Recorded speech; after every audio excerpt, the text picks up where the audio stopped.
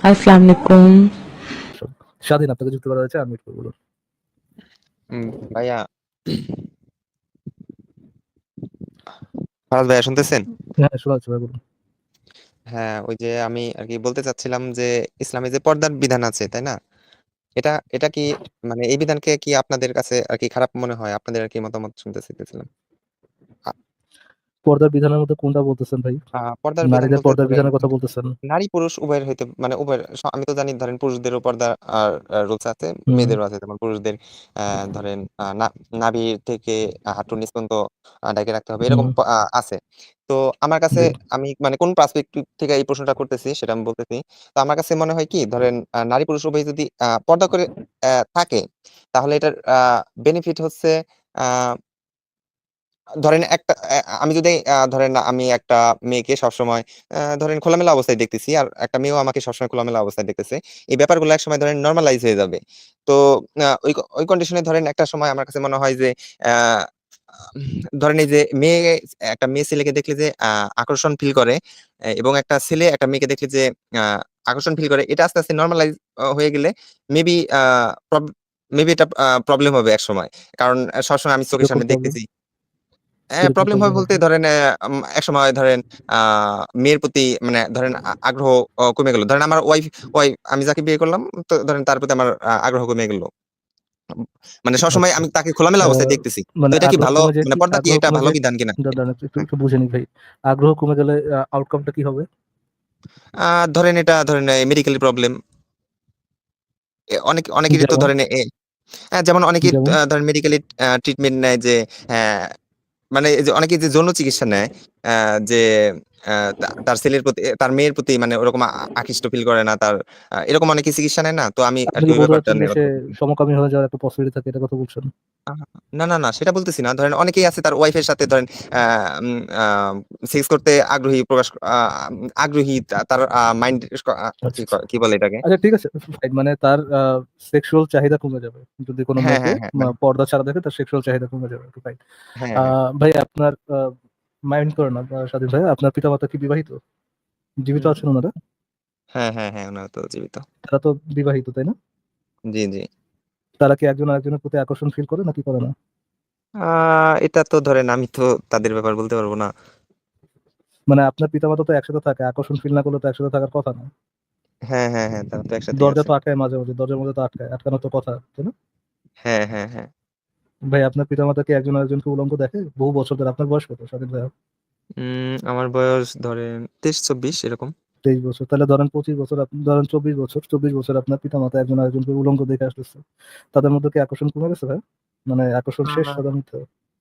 আ ধরেন আমি তো ওইরকম ভাবে বলতে পারব না। কিন্তু আমার কাছে আরকি এটা মনে হয়, কারণ অনেকেই যেমন মানুষ সবসময় ধরেন হ্যাপিনেস এর ব্যাপারটা ধরেন সবসময় ধরেন ফার্স্ট এ আকর্ষণ আমরা ছোটবেলা আকর্ষণ কি তাদের ভাই এত কমপ্লেক্স করা দরকার নেই। তাদের দুজনের মধ্যে কি ওকে। আকর্ষণ শেষ? এটা তো ভাই আমি তো তাদের সাথে তো আমার ফ্রেন্ডলি সম্পর্ক না। দরজা তো তো আটকায় ভাই, দরজা তো আটকায়, কিছু না কিছু তো করার কথাই, দরজা তো আটকায় না? হ্যাঁ, হ্যাঁ, হ্যাঁ, এটা হতে পারে। হুম। হ্যাঁ, হ্যাঁ, এটা তো অবশ্যই সবাই আটকায়।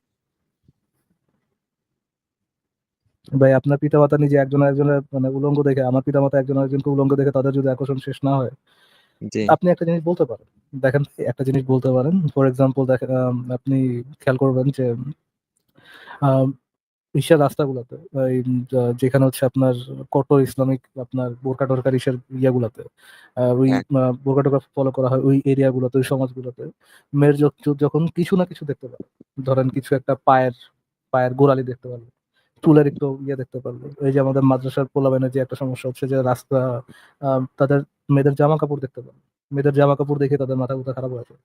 তাদের হ্যাঁ, মাথা ব্যথা খারাপ হয়ে যায়, তাদের ওটা বিষয় না বলে যে তাদের একটা যৌন আকাঙ্ক্ষা চলে আসে। বাট হ্যাঁ, এটা স্কুল বা পোলাপাইনের মধ্যে হয় না, অত বেশি হয় না, হইলেও ওই ইয়েটা কম। যারা হচ্ছে মিড স্কুলে পড়ছে তাদের ইয়েটা, তাদের এই আকর্ষণ হওয়ার ইয়ের জায়গাটা আর আর কি কম। জিনিসটা তাদের মধ্যে একটু নর্মালাইজড।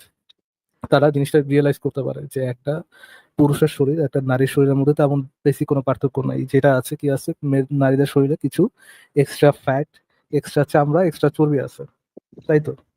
জি। আর তো কিছু নাই, এক্সট্রা ফ্যাট, এক্সট্রা চামড়া, এক্সট্রা মাংস কিছু। ও ছাড়া তো এক্সট্রা এমন কোনো কিছু নাই যেটাতে যেটা দেখলে একদম মাথা মতো ইয়ে হয়ে যাবে। যে জিনিস আপনার মারও আছে সে জিনিস একটা আপনার স্কুলে একটা সহপাঠীরও আছে। দুজনের বা ইসের মধ্যে দৈহিক গঠনের মধ্যে খুব বেশি একটা পার্থক্য নাই।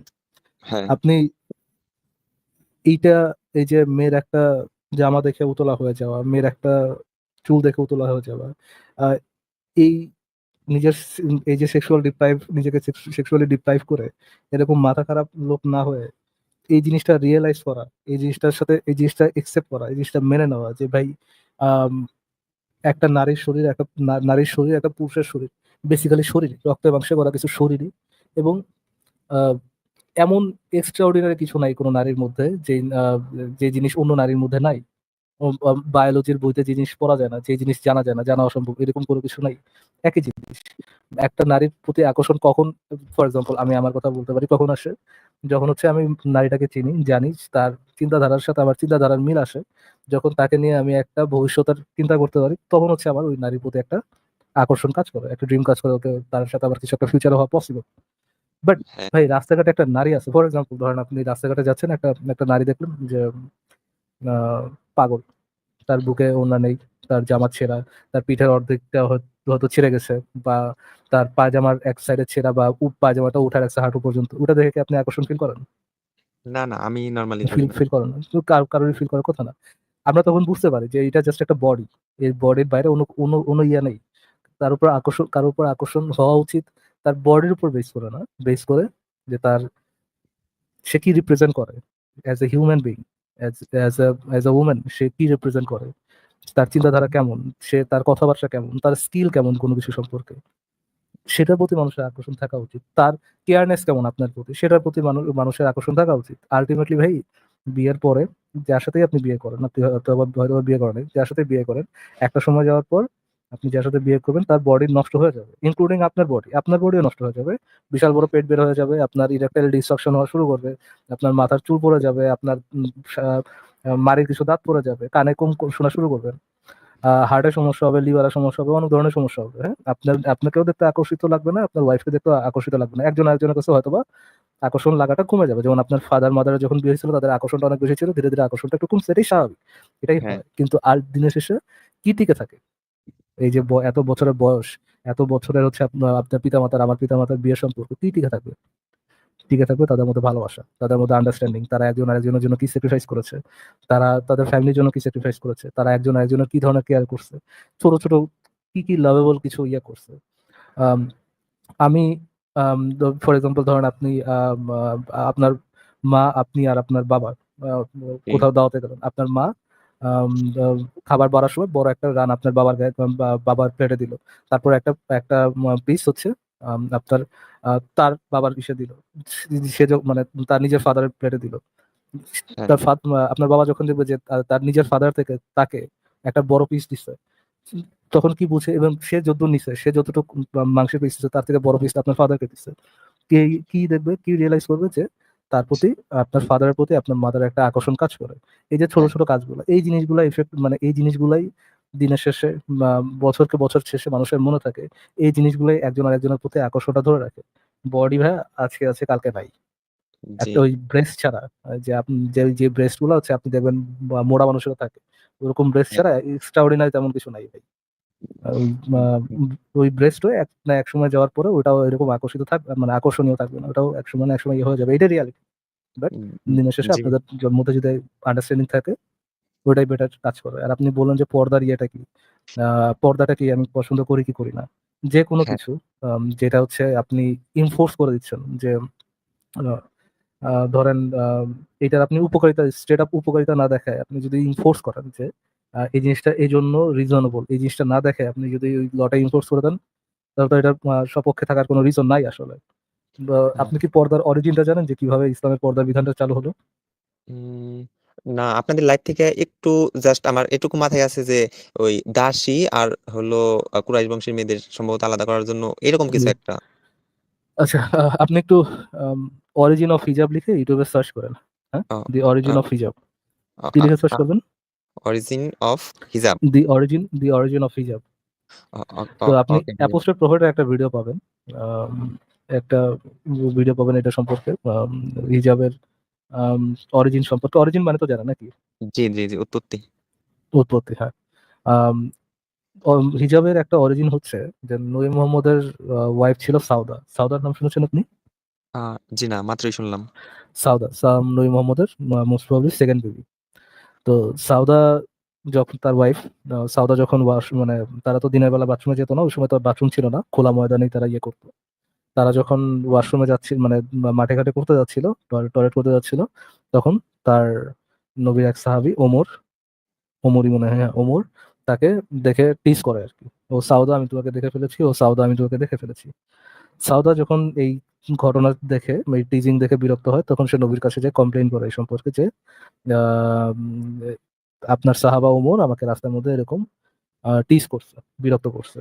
তখন আহ, ও আপনার নবী মোহাম্মদ ওমরকে কোনো ধরনের পানিশমেন্ট না দিয়ে, ওমর যেহেতু চাচ্ছিল নবীর বউরা পর্দা করুক, হিজাব করুক, তখন নবী তার বউদের উপর পর্দা জিনিসটা চাপিয়ে দেন, যে পর্দা করতে হবে, আপাদমস্তক ঢেকে থাকতে হবে।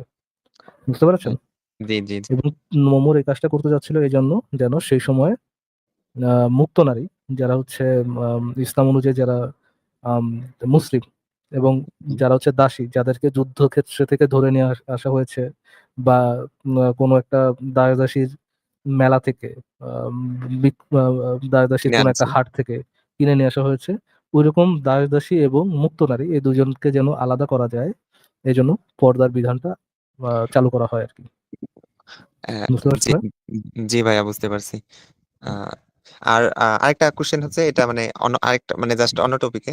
ধরেন এই যে আপনারা তো ধরেন এই যে ইসলামের ধরেন এই হাদিস বা কোরআনের বিভিন্ন আয়াতের বিভিন্ন মানে খারাপ দিক নিয়ে কথা বললেন। ধরেন মুসলিমরা বা আলেমরা সবসময় তো কোনো না কোনো কন্ডিশনে ওই ব্যাপারটাকে ফেলা মানে যে কোনো একটা ব্যাখ্যা দাঁড় করায় ফেলায়। ধরেন জোর করে হোক, ধরেন যাইতাছে না ব্যাখ্যা, তারপর জোর করে একটা ব্যাখ্যা দিয়ে দেয়, ঠিক আছে? ধরেন এরকম ধরেন হইতে থাকলে ধরেন একটা সময় আচ্ছা, আমি ওনারা তো একটা অনেক কিছু কাজ করি, চেঞ্জ করে, তাই আপনাকে না? ওই ইসে যাওয়ার আগে, একটা সেকেন্ড, একটু যাওয়ার আগে আমি রেফারেন্স গুলো দেখাই দিই, না হলে এটা একটু বাজে দেখায় যে রেফারেন্স যদি না দেখায়, আমি তো রেফারেন্সটা মনে করে দেখাই না। আহ একটু একটু রেফারেন্সটা দেখাই সমস্যা নেই দিই, ভাই, আপনি আমি যদি, আপনার কথা আপনাদের কথা না না, আমি আমি আপনার জন্য, আপনার জন্য না, আপনার জন্য না, এবং আমাদের কথা বিশ্বাস করেন, এটা আমাদের কখনো বললেন না, এটা শুনতেই বাজে লাগে। আপনি দয়া করে স্ক্রিনে, আমি আপনাকে একটা জিনিস দেখাচ্ছি, একটু পড়েন, হ্যাঁ, আমি আপনাকে রেফারেন্সটা একটু জুম করে দেখাচ্ছি। দাঁড়ান।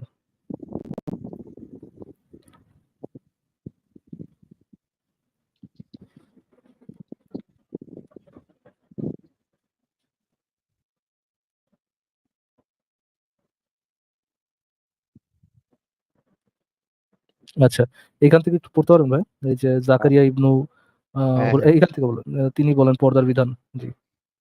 তিনি বলেন, পর্দার বিধান অবতীর্ণ হওয়ার পর সাউদা প্রাকৃতিক প্রয়োজনে বাইরে যান। সাউদা এমন মোটা শরীরের অধিকারিণী ছিলেন যে পরিচিত লোকদের থেকে তিনি নিজকে গোপন রাখতে পারতেন না। উমর ইবনু খাত্তাব রাদিয়াল্লাহু তাকে দেখে বললেন, হে সাউদা, জেনে রাখো, আল্লাহর কসম, আপনাদের না, আমাদের দৃষ্টি থেকে গোপন থাকতে পারবে না। এখন দেখো তো, এমন করে ওমর, বাইরে যাবে। আয়েশা রাদিয়াল্লাহু সরি, তাআলা হ্যাঁ, বলেন, জি, এই কথা শুনে, এই কথা শুনে সাউদা রাদিয়াল্লাহু আনহু ফিরে আসলেন। আর এ সময় রাসূল সাল্লাল্লাহু আলাইহি ওয়াসাল্লাম আমার ঘরে রাতের খানা খাচ্ছিলেন। পরেরটুকু পড়বো। আপনার পড়েন। তার হাতে ছিল টুকরো হাড়। সাউদা রাদিয়াল্লাহু আনহু ঘরে প্রবেশ করে বললেন, ইয়া রাসূলুল্লাহ, আমি প্রাকৃতিক প্রয়োজনে বাইরে গিয়েছিলাম, তখন ওমর রাদিয়াল্লাহু তাআলা আনহু আমাকে এমন কথা বলেছে। আয়েশা রাদিয়াল্লাহু তাআলা বলেন, এ সময় আল্লাহ তাআলা তার নিকট ওহী নাজিল করেন। ওহী অবতীর্ণ হওয়া শেষ হলো, হাড় টুকরো ও তখন তার হাতেই ছিল, তিনি তা রাখেননি। রাসূল সাল্লাল্লাহু আলাইহি ওয়াসাল্লাম বললেন, অবশ্যই প্রয়োজনে তোমাদের বাইরে যাওয়ার অনুমতি দেওয়া হয়েছে। জি, উনি দেখেন ওনার ইয়ে যখন তাকে এই যে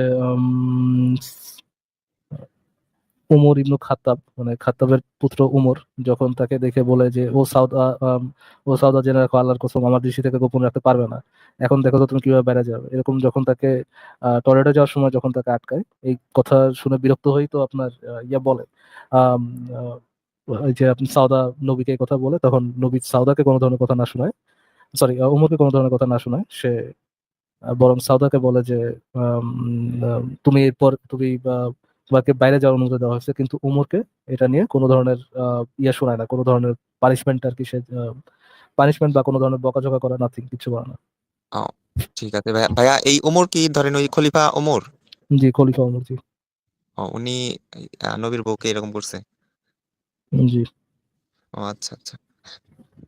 ও আচ্ছা ভাইয়া, যেটা বলতেছিলাম হলো ধরেন এই যে আপনারা যে কোরআন বা হাদিসের যে মানে খারাপ দিকগুলো যে তুলে ধরতেছেন, ধরেন মুসলিমরা বা ধরেন এই যে আলেমরা তো যে কোনো ভাবে এটার যে কোনো একটা ব্যাখ্যা দাঁড় করায়। তো এমনও তো সব ধরেন ভুলভাল হইলেও ধরেন যে কোনো একটা ব্যাখ্যা দাঁড় করাই দেয়, আপনারা যে ভুলই ধরেন কোন একটা ব্যাখ্যা দাঁড় করাই দেয়। তো ওনারা তো ধরেন আস্তে আস্তে এগুলো তো চেঞ্জ করতে চাইবে, তাই না? তখন তখন তো আপনারা তাদের আর ভুল ধরতে পারবেন না বা কেউ ধরতে পারবে না। এগুলো যদি আস্তে আস্তে ধরেন 20 বছর পর 50 বছর পর যদি চেঞ্জ করে, তো তখন কি এগুলার কি রেকর্ড কি থাইকে যাবে যে এটা চেঞ্জ হয়েছে? এখানে আসলে চেঞ্জ করার তেমন কিছু নাই। আপনার আহ যখন কোরআন কোরআন হাদিস থাকবে, হুম। আহ, আহ, ধরেন ধীরে ধীরে ধীরে ধীরে তারা যদি তাফসির ইয়া করে, তাফসির যদি আপনার চেঞ্জও করে, কিন্তু তাফসিরের প্রিভিয়াস যে ভার্সন গুলা, আম, সেগুলোর পিডিএফ তো অনলাইনে অ্যাভেলেবল। আসিফ ভাইয়ের ইসে অ্যাভেলেবল, আসিফ ভাইয়ের ওয়েবসাইটে অ্যাভেলেবল, বিভিন্ন নাস্তিকদের ওয়েবসাইটেও অ্যাভেলেবল। তো তারা যদি তাফসির বা কোরআনের আয়াতের ব্যাখ্যাও চেঞ্জ করতে চায়, হ্যাঁ সেটাও খুব বেশি পসিবল। আর কোরআনের আয়াত তো আর চেঞ্জ করতে যাবে না। কোরআনের আয়াত তো সবার কাছেই অ্যাভেলেবল আছে, তো কোরআনের আয়াত তো হ্যাঁ, চেঞ্জ করতে যাবে না, পারবেও না আর কি চেঞ্জ করতে চাইলে। মানে আর ওই যে তাহরিম। হাদিস হয়তোবা ইয়ে করতে পারে, হাদিস হয়তোবা আহ, নতুন বিভিন্ন ট্রান্সলেশন যুক্ত করার চেষ্টা করতে পারে, বাট যদি অনলাইনে হাদিস চেঞ্জ করার কোনো একটা স্টেপ তারা নেয়, ওটা রেকর্ডও অনলাইনে থেকে যায়। হ্যাঁ, আর্কাইভে থাকে এটা আমি জানি। ধরেন কিন্তু ইমিডিয়েটলি ধরেন 50 বছর পর ধরেন চেঞ্জ হয়ে গেছে, অনেক কিছু চেঞ্জ করে ফেলছে। তো ইমিডিয়েট যে মুসলিম আছে ওরা তো এই ব্যাকগ্রাউন্ড জানে না, তো ওনারা তো ধরেন যেটা পড়তেছে ওটা বিলিভ করতেছে, ওনাদের তো এই অনেকের আইডিয়াও থাকবে না যে হ্যাঁ এই 50 বছরে আর অনেক কিছু চেঞ্জ করে একটা ভালো ব্যাখ্যা দাঁড় করাইছে বা ভালো অনুবাদ কইরা একটা যেটা পজিটিভ ওয়েতে অনুবাদ গুলা এখন মানে ইনক্লুডেড করা হয়েছে, তাই ওনাদের তো আইডিয়াও নাই, তখন এগুলা ধরাই দিবে কে বা এটা বুঝবে কিভাবে? ওই তো আলোচনার সামনে আগাইতে হবে, আলোচনা যখন সামনে আগাবে তখন বোঝা যাবে, ধীরে ধীরে বের হবে আর কি। ও আচ্ছা আচ্ছা। আমার ভাই কথা এটুকুই ছিল। আর আমি আচ্ছা, মোটামুটি ঠিক আছে। আমি যেটা বলতেছিলাম যে আপনাদের কথা বিশ্বাস করি বলতে আপনারা সবসময় রেফারেন্স দেখান, তো তো এত এত লাইভ দেখার পর এখন আর কি মোটামুটি এটুকুই নিশ্চিত থাকি যে না আপনারা রেফারেন্সের বাইরে কোনো কথা বলেন না। তো এই কারণে এই কথাটা বলছিলাম। যাই হোক ওকে, ভাইয়া, ঠিক থ্যাংক আছে, ইউ, কথা বললে ভালো লাগলো। থ্যাংক ইউ যুক্ত থাকার জন্য। আমরা তাহলে নেক্সট কথা চাই।